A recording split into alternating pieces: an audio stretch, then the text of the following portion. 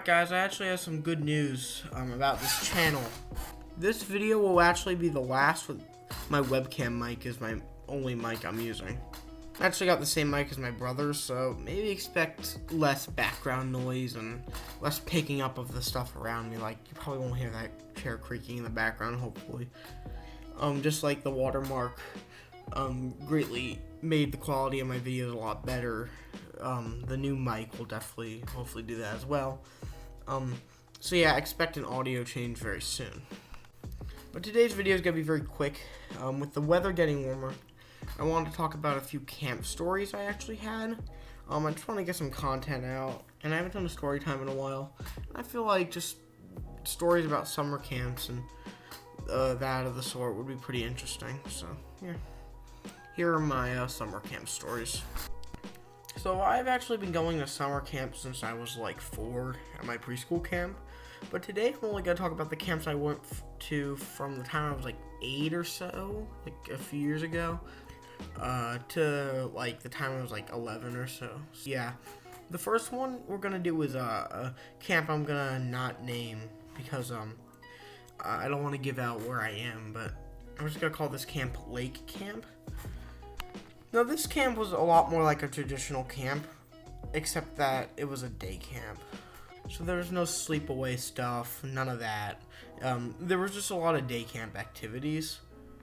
What was cool about this camp is that there was a lot of like cool physical activities and also a big emphasis on like performing arts, apparently. It was a cool camp.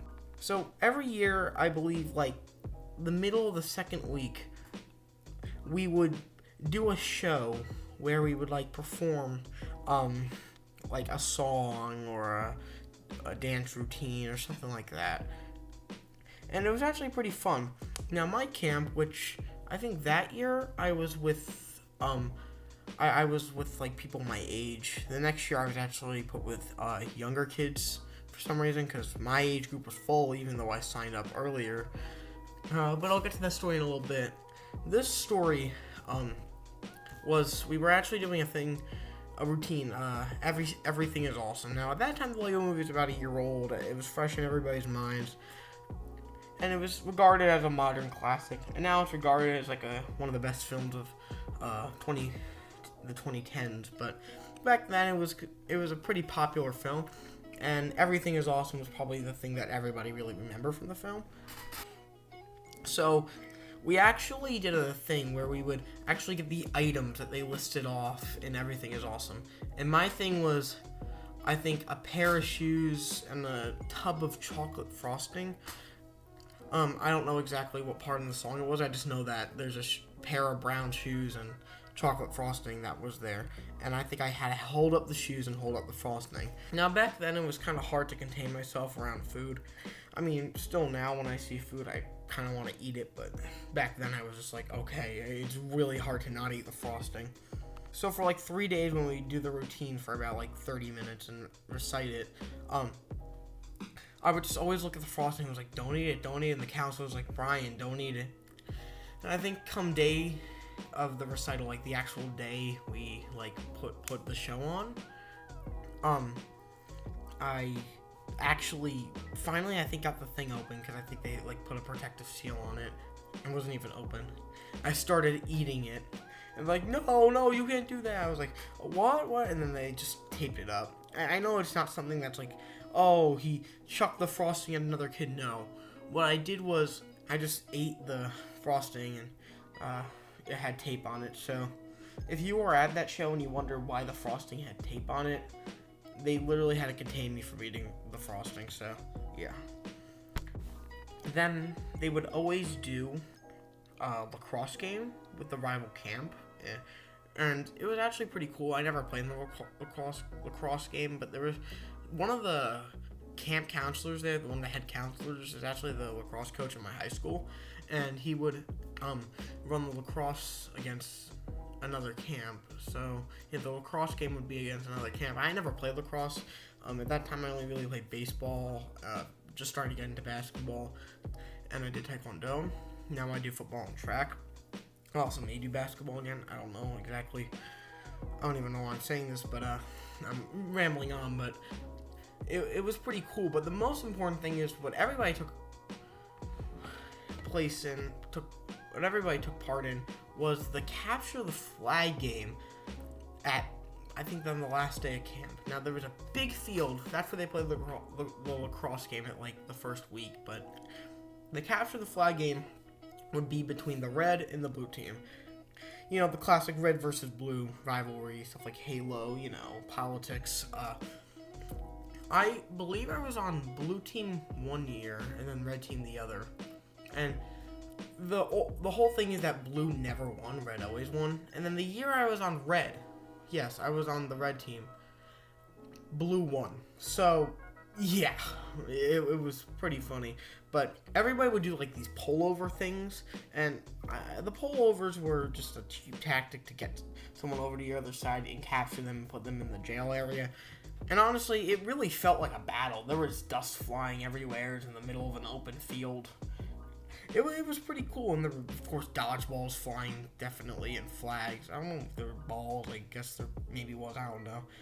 It was really fun, and I really enjoyed it. And then the last story we have is of my second year at the camp. That year, I had been placed in a group with kids who were like 2 years younger than me, who were almost my brother's age. Like, I think there were 6 at the time, and I was like 9 or 10 or something. It was like 2015, 16-ish. I don't know. It was still a fun year, but our camp counselor did something at the yearly 5K we did. Now, it wasn't really a 5K. I think he just walked around one of the trails. He didn't really have to do a whole 5K. It was just a walking thing we would do. And it was cool to walk through there. But our camp counselor actually decided to confuse the kids by telling them that, oh, someone was walking backwards, and trying to confuse the campers, and people were like, what? And like, all the other counselors were doing it. I don't know if this is intentional. And my counselor literally, we saw her walking backwards. It was like, and people were like, wait, is counselor's name, I'm not going to say her name, I don't even know her last name, but is she actually the person who's walking backwards? And it turned out she was. And I think we just walked with her. I don't know. I guess it was kind of an interesting tidbit. But yeah, she was a bit of an annoying counselor. Wasn't bad, though. I was probably just an annoying little brat back then. But yeah, that's my story of Lake Camp. I had a good time there. Yeah, it was a cool camp. And I also went back there for like a stream study in 7th grade, but completely unrelated to the camp, and at least almost like 4 years since I had been to the camp. And next up we have gym camp. Now, gym camp, I actually have a really interesting story with this. And now this is my last year at gym camp, which was like 2017. And I was in a cartoon camp where we would draw cartoons and make comics. And I saw the comic hanging up in my closet by my CRT gaming area.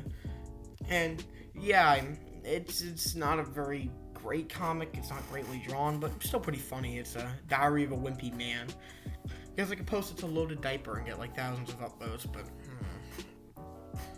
Now, there was this one kid, who, for the sake of the story, we're just gonna call Brett. That wasn't his name, but it's just the first name that popped into my mind when I was thinking of his name. But Brett was a very, I guess you could say, eccentric kid.